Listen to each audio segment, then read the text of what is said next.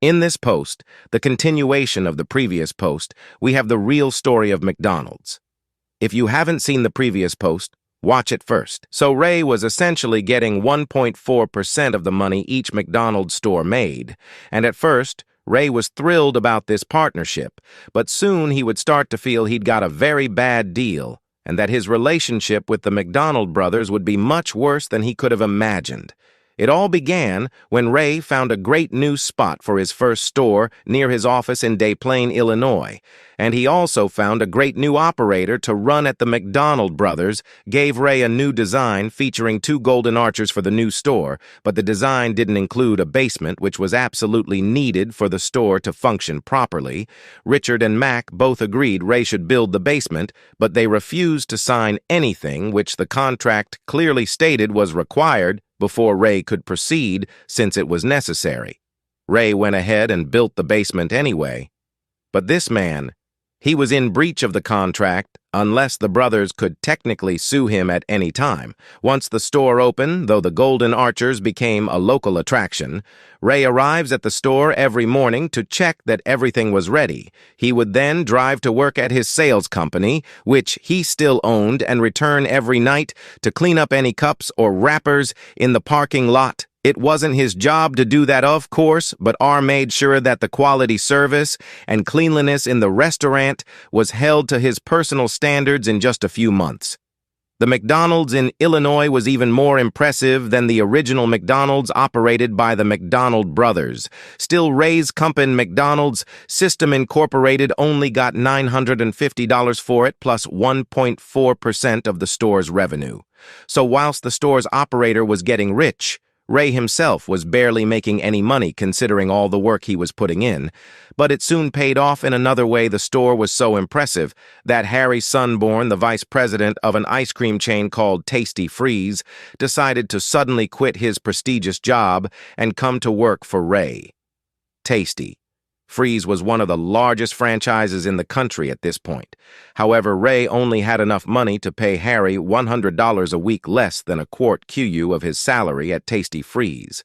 Surprisingly, though, Harry was so keen on being a part of McDonald's that he accepted Harry's job would be to manage the finances of McDonald's System Incorporated, including negotiating loans and devising a way for them to actually make a profit.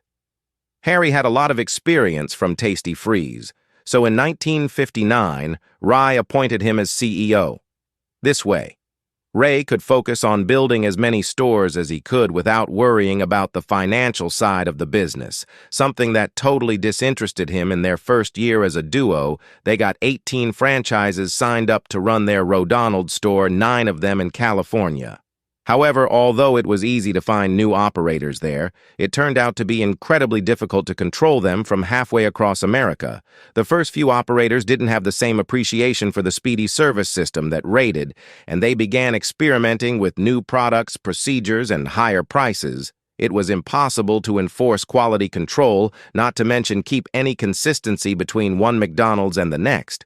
Seeing this initial failure, Ray decided it was best to start expanding closer to home, but they learned a few key lessons that would shape McDonald's. Fundamentally, firstly, they learned the importance of setting a minimum standard of quality in the system. They would allow operators to experiment, but they could never sacrifice 3 fundamental pillars: quality, service, and cleanliness. Second, they learned that the best type of operators from McDonald's were the young, hungry entrepreneur types. One of the best operators was a young Jewish man who tried selling a Catholic Bible to Ray. He found it admirable and made him an operator. These sorts of franchises were better because they were active operators with a lot of drive and hustle, not just owners who wanted a passive income. Finally, Ray learned that if they were going to make serious money, it was not going to be from a 1.4% service fee the average McDonald's made. Around $250,000 each year. That meant McDonald's System Incorporated only made about $3,500 per store every year. They would soon have to find a better way to monetize. But for now, all of this experience did give Ray and Harry the confidence they needed to start a mass expansion of McDonald's in its second year. However, with only 18 restaurants at this point, McDonald's was still only one small fish in a massive ocean of comp competitors, and the fight to become the next big national chain was going to be music brutal. By 1956. McDonald's was already facing a number of worthy competitors. Partially because of the McDonald brothers, they revolutionized fast food 8 years ago, but they'd welcomed others into their kitchen, creating lots of competitors who copied their system. Food was no longer unique to McDonald's. Ray was trying to open up new McDonald's locations across the country, but at the exact same time. So were similar franchises like In-N-Out, Burger Chef, and Burger King. Even outside of burgers, Colonel Sanders was already expanding. Kentucky Fried Chicken and KS Junior was doing the same with hot dogs. With so many fast food franchises fighting for dominance, McDonald's was far from being a guaranteed success. So how did McDonald's manage to outcompete every single one of them? The answer, it turns out, was the genius of how Ray and Harry structured their franchising empire at the time. The most common way to franchise a brick-and-mortar business was territorial. Franchising, which means selling the exclusive right to operate in a given territory by selling huge contracts for whole areas. Franchisers would make a lot of money up front before their first Saint ever opened, and it meant they weren't dependent on their restaurant actually succeeding to make a profit. This sounds good in theory, but in practice it in the interests of the franchise and the franchisee weren't fully aligned. Instead of doing this, Ray decided to build McDonald's one store at a time. If an operator wanted to manage an additional store, they would need to prove that their first McDonald's was successful. This was slower, but it guaranteed superior quality of every store. In the long run, not just that, but traditional franchisers made most of their money by selling supplies to their franchises, things like kitchen equipment, cooking supplies, and even things like the restaurant sign. Franchisers made quick profits by overpricing their supplies, and so they became more focused on selling stuff to their franchisees than actually becoming a successful retailer. Ray decided against selling supplies to his franchisees because it turned them into his customers instead of his partners. Since Ray's company only made money from its 1.4% service fee, based on how much revenue each store made, it was in his best interest to make his franchisees as rich as he possibly could. It was a simple yet bold strategy, and it meant that McDonald's system incorporated interests were fully aligned with the interests of its store operators. Both of them were trying to make McDonald's stores the best and most profitable they could be, as opposed to many other chains, where the franchisers just make all their money selling to franchises even in person. Ray treated McDonald's operators as equal partners in his mission.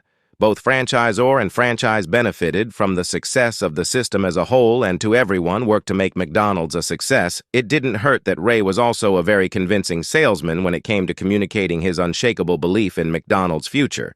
So many franchisees fully bought into his vision, but because Ray was essentially selling a system, he needed to find the right person to help perfect her. Luckily, Ray already knew the man for the job, a young guy named Fred Turner. When Ray had first met Fred, he was just 23 years old and had been hired to flip burgers in one of their McDonald's stores. But from day one, Ray saw his own energy and enthusiasm for McDonald's. Reflected in Fred, he was a natural leader with an incredible work ethic, so he quickly climbed the ranks of McDonald's, and within a few years, Ryu named him Vice President of Operations. Just like Ray, Fred was very detail-oriented in his new role. Fred was responsible for maximizing the efficiency of every procedure in the speedy service system, and before long, Fred had basically turned every McDonald's restaurant into a small factory. They took the already successful speedy service system that the McDonald brothers had made it even better and more efficient. Of course, changing the system went completely against Ray's contract with the McDonald brothers, but by this point he was used to getting ignored by them. The McDonald brothers didn't seem to like how quickly Ray was moving with everything, and so Ray often just pushed on without them.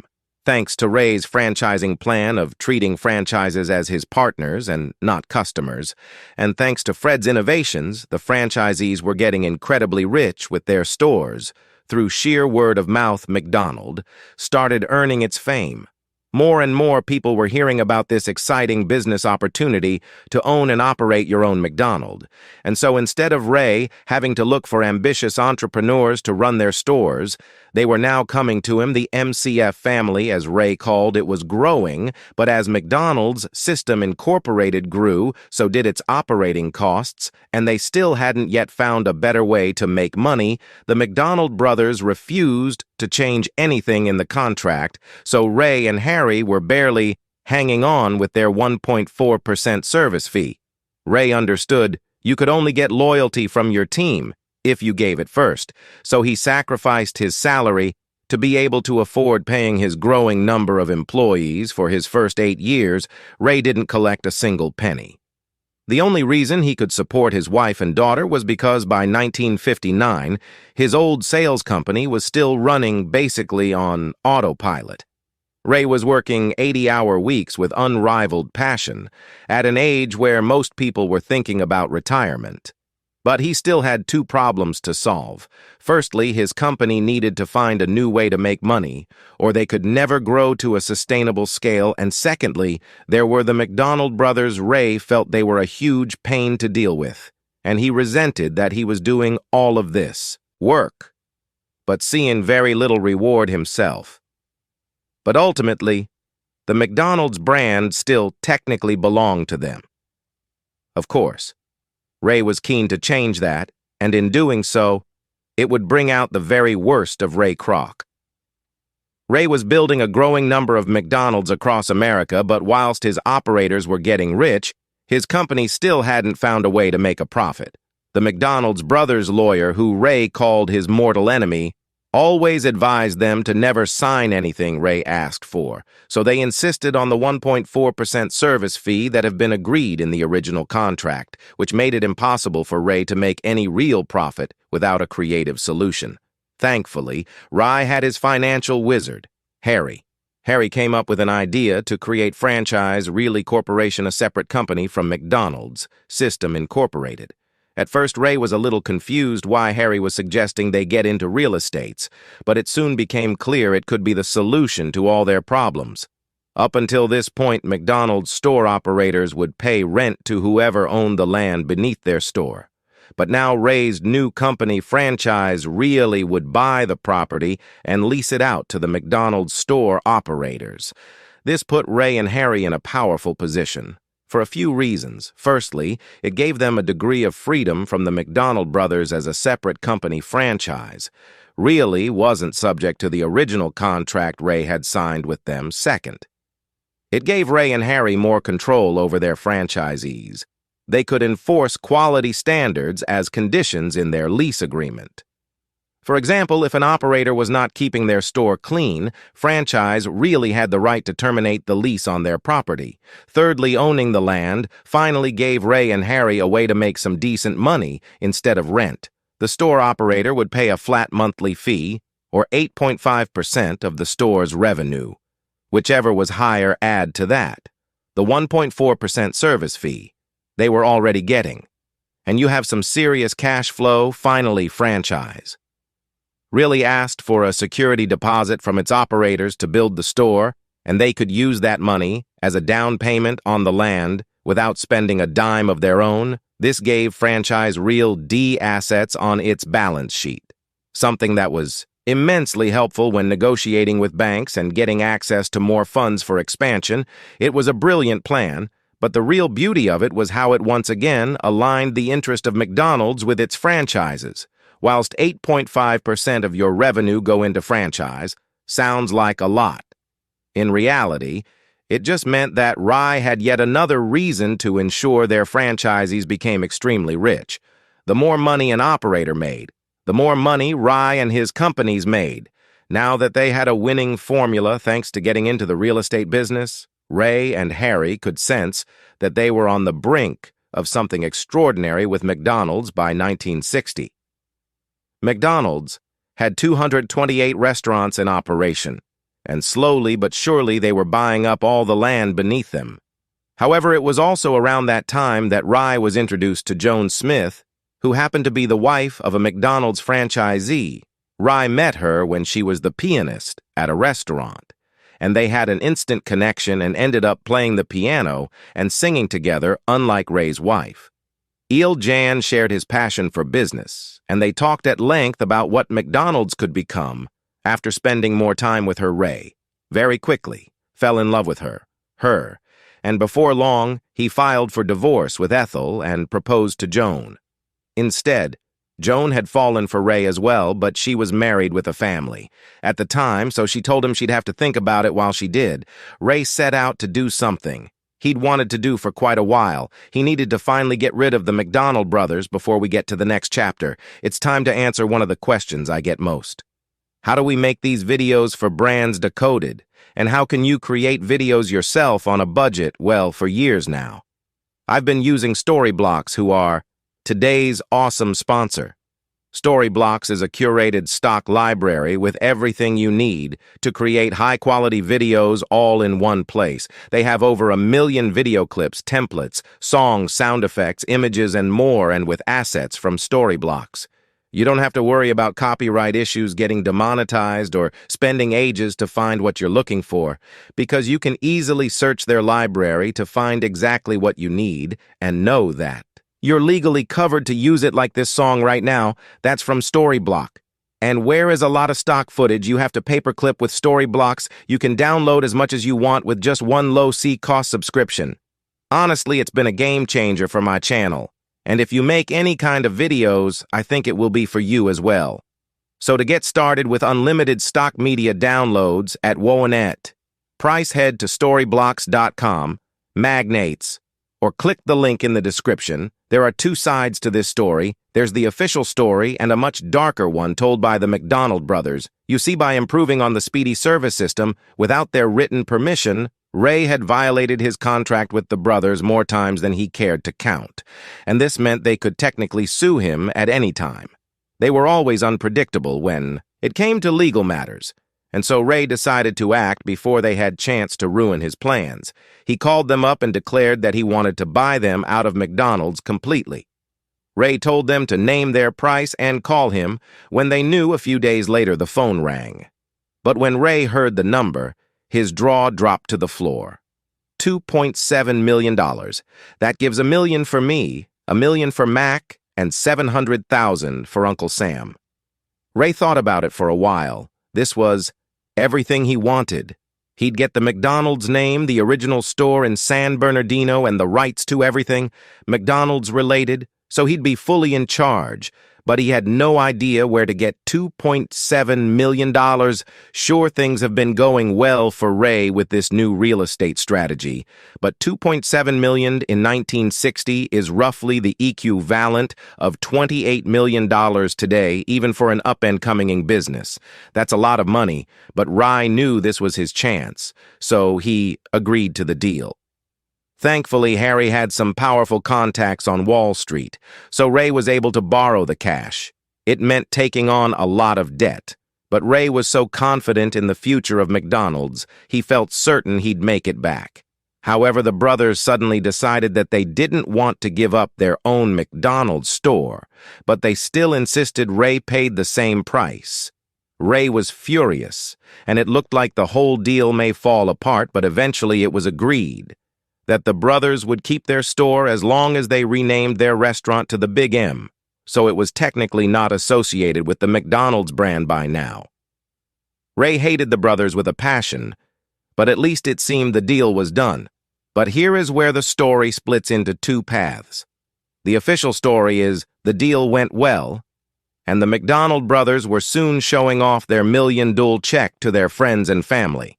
However, Richard McDonald tells a different story. According to him, a key part of the deal was that the brothers wanted to keep the 0.5% royalty they'd received all this time. Ray claimed that if this was written into the contract, insurance companies would charge him too much. So Ray supposedly agreed to pay the royalty out of his own income, but that the deal would have to be done on a handshake basis rather than being official. The brothers were nervous to take Ray at his word, but they reluctantly agreed, trusting that he wouldn't screw them over. But Richard McDonald claims that when it came time for Ray to pay up the royalties the brothers were owed, he refused, never paying them a single penny, given how successful McDonald's went on to become that 0.5% of all revenue. View would have been worth billions of dollars. However, since the agreement wasn't on paper, there was nothing the brothers could do, and they could never prove that the deal ever happened this way. Now it's entirely possible that Ray did make this handshake deal, and then just completely backstabbed them, knowing they could never prove it. But many who have looked into the story of McDonald's believe that Richard's story is nothing but a myth either way. A few things are certain. 7 years of arguing with the McDonald brothers had cemented Ray's hatred for them, and he definitely did want revenge as soon as Richard and Max signed that piece of paper to transfer all ownership of McDonald to Ray. He told one of his employees, "I'm normally not a vindictive man, but this time I'm going to get those sons of Ray's first order of business after negotiating."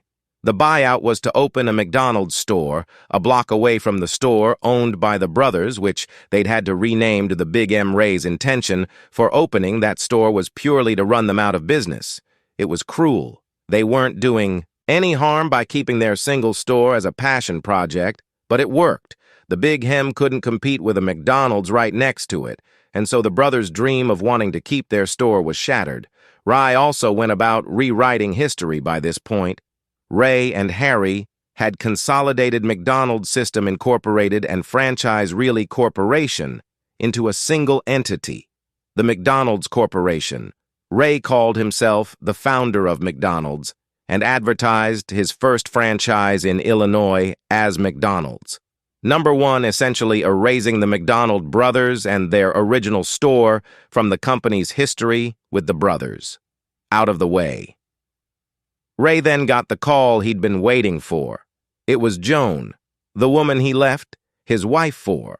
But she didn't sound excited. Joan said her mother was disappointed that she was even considering leaving her husband, and Joan's daughter told her that if she got a divorce, she could forget that she even had a daughter.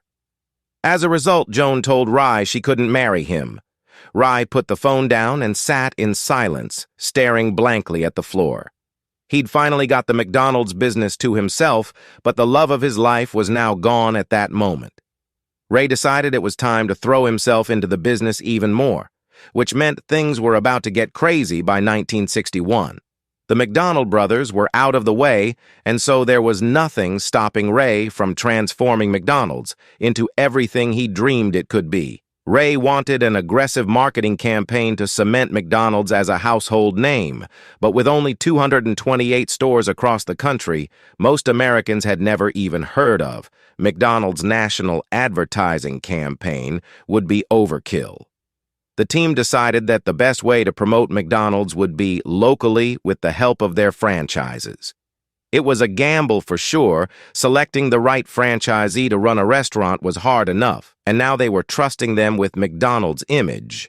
But Ra's personal preference in franchises were the young entrepreneurial types, and this became one of McDonald's strengths because they were always experimenting with new ideas on how to improve their own restaurants, for example. One operator wanted to use TV advertising to get children. Interested in his McDonald's, he found a local show called Bozo Circus, and when it came time for the Bozo character to promote McDonald's, the actor was a spectacular salesman, and the local McDonald's was soon flooded with kids when the TV show was canceled, though they were left without their biggest promoter. But realizing how successful targeting children had been, McDonald's created a new mascot, Ronald McDonald's, and they made him a staple of every single McDonald's, along with the whole cast of characters, including the Hamburglar and Grimace McDonald's. Would later double down on this strategy further by introducing the Happy Meal, which included a toy and thus helped get new customers hooked on McDonald's from an early age. It was only in later years that many would come to question the ethics of so aggressively targeting children with their fast foods, but still individual McDonald's operators like this one were responsible for creating other innovations like the Big Mac, the drive-thru, and plays. And that was the duality of Ray Kroc. While he was very keen to ensure the same consistent quality of experience at every McDonald's, he also encouraged his franchises to use their own creativity. McDonald would then choose the best among these local experiments and implement them into the system as a whole. So every other restaurant would benefit too. For many companies, growing larger can offer less innovation, but for McDonald's, every new operator came with fresh new ideas to bring to the table.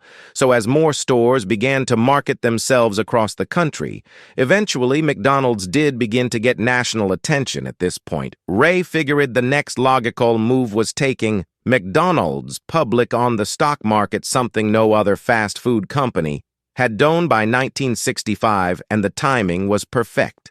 America was in the thick of one of the most generous bull markets in history. So within weeks of going public, McDonald's stock rose over 6% in value. Ray was now a multi-millionaire, as was Harry, who'd been with Ray pretty much from the start. However, it wasn't all plain sailing for the McDonald's team in the 60s. Harry had felt McDonald's needed to slow down its aggressive expansion due to fears of an upcoming recession. But their main competitor Burger King did the exact opposite.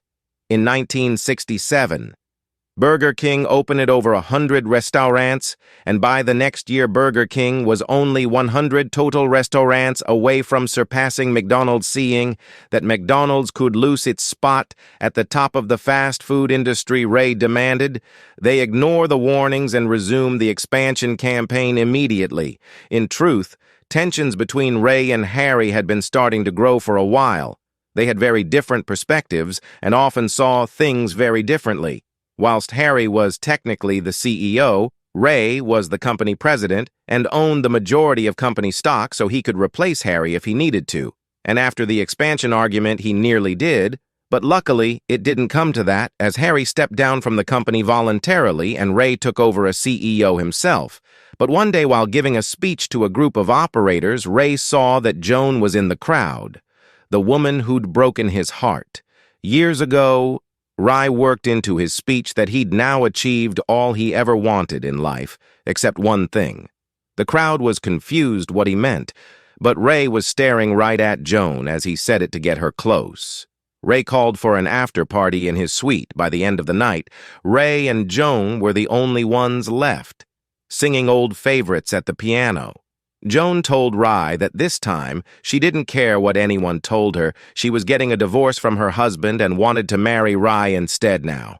For 15 years, Ray's entire life had been consumed by McDonald's, and it had paid off. But now that he was starting a new marriage with the woman he'd been chasing for years, he wanted to finally think a bit less about the business for a man as driven as Ray. This certainly didn't mean he would retire. It just meant he would only think about McDonald's while he slept and up to about 5 p.m., and then keep the... America was in the thick of one of the most generous bull markets in history, so within weeks of going public, McDonald's stock rose over 6% in value. Ray was now a multi-millionaire, as was Harry, who'd been with Ray pretty much from the start. However, it wasn't all plain sailing for the McDonald's team in the 60s. Harry had felt McDonald's needed to slow down its aggressive expansion due to fears of an upcoming recession. But their main competitor Burger King did the exact opposite in 1967. Burger King opened over 100 restaurants, and by the next year, Burger King was only 100 total restaurants away from surpassing McDonald's. Seeing that McDonald's could lose its spot at the top of the fast food industry, Ray demanded they ignore the warnings and resume the expansion campaign immediately. In truth, tensions between Ray and Harry had been starting to grow for a while. They had very different perspectives and often saw things very differently. Whilst Harry was technically the CEO, Ray was the company president and owned the majority of company stock, so he could replace Harry if he needed to. And after the expansion argument, he nearly did. But luckily, it didn't come to that, as Harry stepped down from the company voluntarily and Ray took over as CEO himself. But one day, while giving a speech to a group of operators, Ray saw that Joan was in the crowd, the woman who'd broken his heart. Years ago, Ray worked into his speech that he'd now achieved all he ever wanted in life, except one thing. The crowd was confused what he meant, but Ray was staring right at Joan as he said it to get her close. Ray called for an after-party in his suite. By the end of the night, Ray and Joan were the only ones left singing old favorites at the piano. Joan told Ray that this time she didn't care what anyone told her. She was getting a divorce from her husband and wanted to marry Ray instead.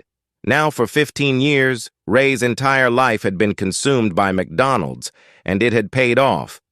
But now that he was starting a new marriage with the woman he'd been chasing for years, he wanted to finally think a bit less about the business for a man as driven as Ray. This certainly didn't mean he would retire. It just meant he would only think about McDonald's while he slept and up to about 5 p.m. and then keep the fast becoming one of the largest and most iconic companies in the world. However, now that McDonald's was a global conglomerate, it was up against a new and dangerous caliber of challenges as the international face of fast food. McDonald's was about to face some of the worst scandals in its history because of its enormous size. McDonald's became a target for public humiliations and much. Worse, McDonald's began running a competition where monopoly stickers were attached to many of its products. If you found the right stickers, you could win prizes. Most of these were simple items like a free Big Mac or soda. But there were also a smaller amount of high-value prizes. You could win like cars, vacations, or even the grand prize of $1 million. It was a fun lottery that definitely helped increase sales of McDonald's, but it just so happened that a former policeman and a member of an Italian crime family managed to rig the entire game and steal millions of dollars. You see, McDonald's had hired an impartial third-party company to manage the promotion, so that McDonald's themselves would not have any control over who actually won the prizes. The chief of security for this third-party company was a former cop called Jerome Jacobson, who was responsible for distributing the winning stickers to stores across America. When Jerome was transporting the winning stickers, they were already in an envelope with a tamper-proof seal, and he was accompanied by a chaperone. So in theory, there was no way he could steal them. However, due to a mistake with their supplier, one day Jerome received some of these tamper-proof seals to his personal address instead of the company address. Jerome realized that he could essentially open the sealed envelope containing the winning stickers, switch them for different low-value stickers, then reseal the envelope using these tamper-proof seals he'd received, thus leaving no evidence behind that he'd just stolen the winning pieces. He simply had to go to the bathroom so that the Cheyenne with him couldn't see what he was doing and make the swap over there and come out as if nothing had happened now, of course. Even though he was able to steal the stickers, Jerome couldn't just redeem the winning stickers himself. That would be extremely obvious he'd stolen them, so he started selling them to people he knew. For example, he sold one winning sticker to his brother-in-law and another to his local butcher. In exchange, they gave him a cut of the prize money once they'd redeemed it at the McDonald's store where Jerome was supposed to have delivered it. Jerome made some good money from this. However, the operation went to a whole new level. When Jerome met an Italian mobster called Jerry Colombo, Jerome and Jerry struck up a partnership where Jerry would sell the tickets to his connections in the Colombo crime family and their associates. So Jerome began stealing more and more winning McDonald's Monopoly stickers, gave them to Jerry, who would then sell them off to his network. And for years, McDonald's and the general public were completely unaware that millions of dollars of prizes were in fact going to organized criminals. For Jerome, everything was going perfectly up until Jerry Colombo died in a car accident with his main partner in crime, now gone. Jerome cut ties with the Colombo family, and many suspect this was ultimately Jerome's undoing. You see, in the year 2000, the FBI got an anonymous tip to look into the McDonald's Monopoly prize winners. When they did, the FBI noticed that some of the winners were related. They didn't have the same surname. But it was still a very odd coincidence, so they dug deeper and found that even though the prizes had been claimed all across the U.S., the majority of winners seemed to be actually living in Jacksonville. Clearly, something was going on. There were millions of dollars at stake here. So the FBI contacted the heads of McDonald's, who wanted to stop the game immediately when they heard the news. But instead, the FBI convinced them to run the promotion. one final time so they could do an undercover operation. And thus, when the next million-dollar winner claimed his reward, a man named Michael Hoover, the FBI approached him pretending to be a film crew and asked him some questions about which store he'd got the winning sticker from. Of course, he hadn't actually got the sticker from a McDonald's store. He got it from Jerome. But right after the undercover agents left, Michael made a phone call in which he mentioned Jerome's name and literally said they bought it, all of them, so he was bragging about how his lies had worked completely, unaware he hadn't really spoken to a film crew, but instead undercover FBI agents who had wiretapped him and were now hearing everything he was confessing over the phone. The FBI now had concrete evidence, and they swooped in. In total, 50 people were convicted in association with the scam, with the main leader, Jerome, pleading guilty and having to pay back all the millions of dollars he'd stolen along with a 3-year jail sentence. However, Jerome had run this scam from 1988 to 2001, and by the time they were caught by the FBI, McDonald's had already paid out $24 million to illegitimate winners. Not just that, because the big prizes had been paid out to scammers, real McDonald's. Customers had missed out on the prizes, so McDonald's gave away around $25 million to random customers. To try and make up for this, they also paid $16.6 million in IL legal settlements in total. The scammers cost McDonald's over $65 million. But the real losers were all the customers who'd been participating in the contest, hoping to win prizes, unaware they couldn't possibly win them, as most of the big prizes were being illegally given to the mafia and their connections. This fraud was undoubtedly a huge controversy for McDonald's. However, just a couple of years later, the company would be involved in an even bigger scandal, music, in 2004. Morgan Spurlock released his documentary Supersize Me at the time. Several people were suing McDonald's, claiming their food made them overweight and caused them health problems, but none of them could prove McDonald's was really to blame, as they obviously ate food other than McDonald's as well. When Morgan learned about these cases, he challenged himself to eat only McDonald's every day for a month. That meant breakfast, lunch, and dinner. And if an employee offered to supersize his meal, he'd take the largest possible option from the menu. Morgan knew eating only McDonald's would have some strange effects on him, but he underestimated the challenges. True health risks today? There's a widespread understanding that eating fast food can be detrimental to your health. Fast food usually contains lots of sugar-saturated fats and preservatives, so most health professionals agree that it's better to avoid fast food. Not surprisingly, Morgan's 1-month McDonald's binge worried his doctors by the end of 30 days. Morgan put on 27B.